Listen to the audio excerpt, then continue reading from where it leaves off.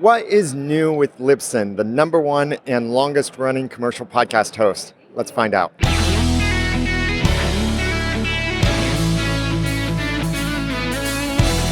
At Podcast Movement 2019, I'm Daniel J. Lewis from the Audacity.podcast.com with Rob Greenlee, now with Libsyn. So Rob, tell me about what's new with Libsyn. Well, Libsyn's working really hard. We're making improvements to the platform. We're adding more value to the podcasters out there. We just made some new destination connections with radio.com and Deezer. And so we're always actively out there looking for new distribution opportunities for the company. It's a big thing that I'm doing with the company now too, is trying to explore new ground in that area. And Miss Elsie Escobar she's got a new podcast too, Sobre podcast. Now that doesn't sound like English to me. It's a Spanish podcast. Yeah, right. So that's a big new initiative in the company, is we're trying to get more international. Our first kind of area of focus is the Spanish language. So hopefully we can inspire new content creators to join Libsyn that are creating Spanish language content. That's a big goal of ours, and to expand the listenership of Libsyn podcasts around the world. Yeah. Right. And then with Libsyn too, already Libsyn stats have been very reliable, and we know we can trust those stats. And now we can know that even more. Why is that? Because we just passed the certification process for the IAB V2 guidelines for podcast metrics. So it's a project that's been going on for about 5 years.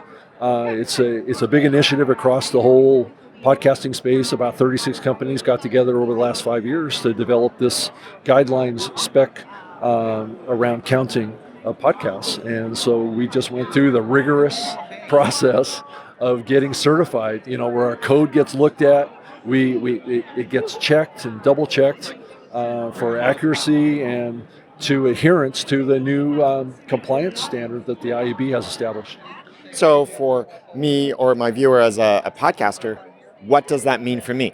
Well, it means that you're actually, the numbers in your dashboard are going to be even more reflective of real listeners, right? So as you think about podcasting, we're all about connecting with as many listeners as we can, but we also need to make sure that we're connecting with real listeners in a method that's more compliant with how people listen to podcasts, right? So that was the whole idea behind the IAB V2 spec, was to develop a standard that was reflective of the user experience and the data that comes out of there, and filters out all of the junk, requests that come in from servers and bots and all these kinds of things. So you have a clear idea of how big your audience is, how many people are really listening, and that's going to translate into greater opportunities for advertising too, because advertisers will know and be able to trust the numbers that are reported by you if your goals are to monetize your podcast.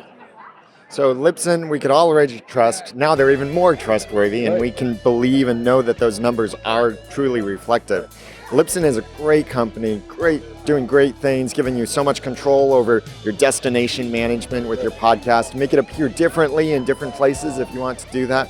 So to learn more about Libsyn and get a promo code for the rest of this month and all of next month for free, go to theaudacitypodcast.com/PM19/Libsyn. That's Libsyn.